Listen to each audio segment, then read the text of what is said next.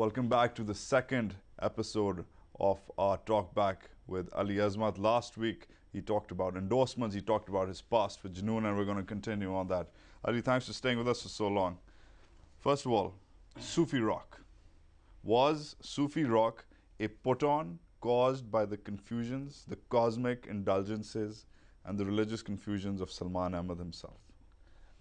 Some of it, yes, but main reason of the whole that Sufi shenanigan, or whatever you want to call it. Shenanigan. Well, yeah. At the end of the day, it was just it's a gimmick, right? And it's a gimmick needed by record labels or anybody who wants to sell something. Will labelize the Sufi Rock actually came into being as we toured with Nusrat Fateh Ali Khan, and Salman Ahmad was obviously very easily influenced by a lot of things around him. But the most important fact of the thing was that we were a loss of words. We could write like rock songs, but we couldn't like what is the lyrical content? The lyrical content. But what I basically wanted lyrical content to be something. Talaash was best example of that. Tapti dhoop tale chhaon ki hai talaash, taasub ki dhool thame to mile shanakht. So basically, we were in this time where we want to find our own roots. A, B, we want to have some meanings to our songs rather than "Hey baby, I hold your hand" and "Kiss me, baby, wow wow, yeah yeah, riggedy riggedy bow bow," which is what your main rock music, which is coming out in the West, was from the West, was sounding like. We sort of decided that how do we find the lyrical content.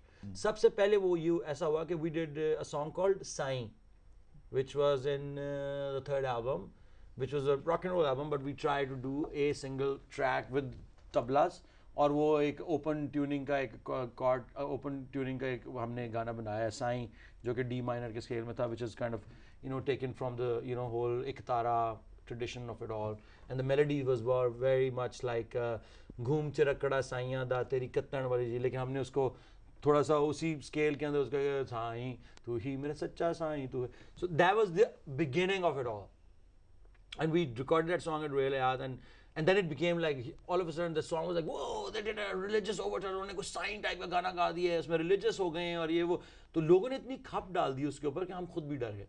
ठीक है, but the flip side of it all is that the song did extremely well, and it became a sort of a crowd pleaser. Saein was the biggest song at that point in time, 93, 94. That was the biggest song that people would like just go gaga over it, and we enjoyed playing it.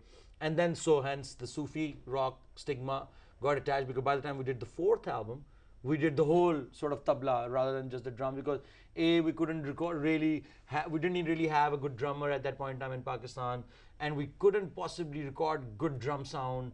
We had technical problems upon technical problems. So we said, okay, we can record tablas properly. I say yes. So let's do a whole album which is tabla dholak, and it just went on. And then when we released that same album in India, so they gave it a name, Sufi Rock.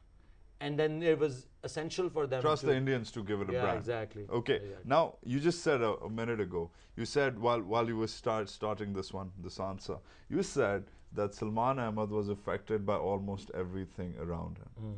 What does that mean? Well, he was, one day he would come and say, Zeppelin is, last night I had he was a bit of a drama queen, which was kind of fun because we enjoyed it all.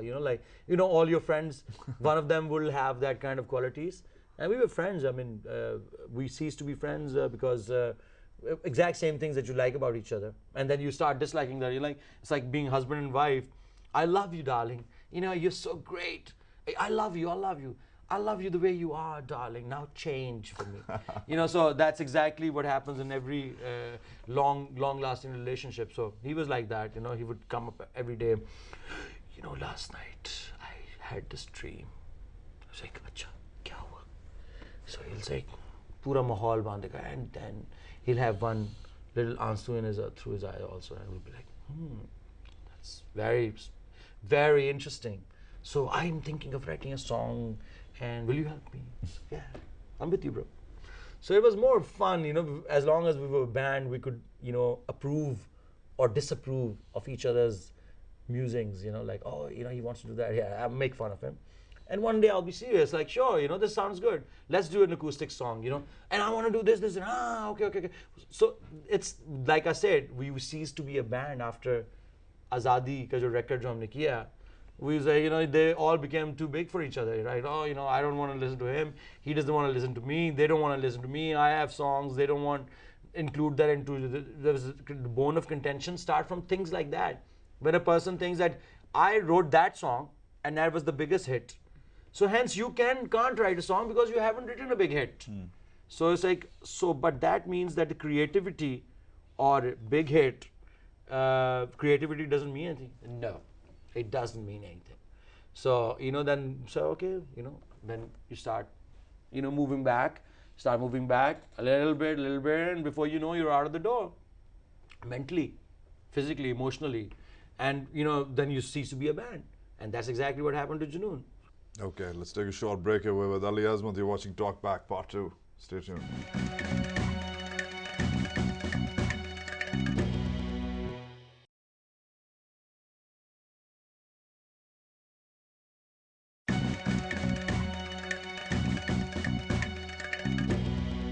Welcome back to Talk Back. We are with Ali Azmat, and we are, of course, talking about Junoon. Ali, do you think bands should be inherently political? In a society as divisive and as divided like ours, you think bands have a responsibility? Well, the thing is, bands might not have, but there's nobody else in Pakistan who does that.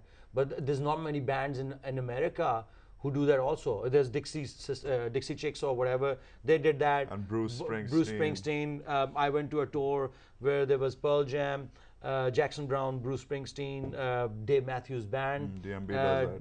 Everybody, right? They were all there to support Kerry, which didn't win after all.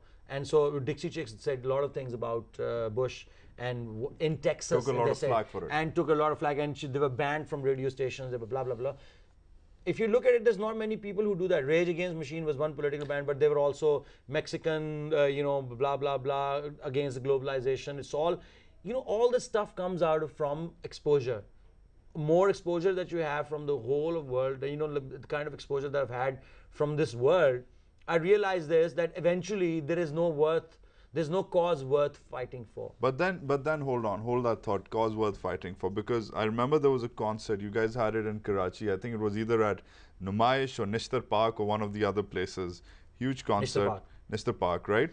And word has it that concert the security was provided by a right-wing political party, a religious party in Karachi.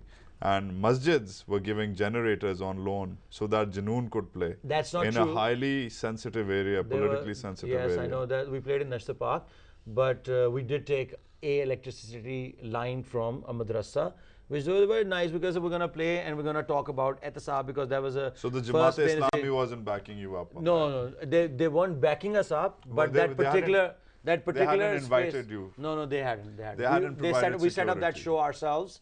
Junaid Jamshed was there, Najam was there, a lot of other friends were there. We went to play there.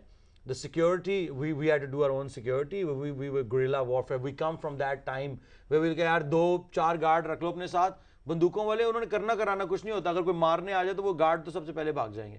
But yes, we went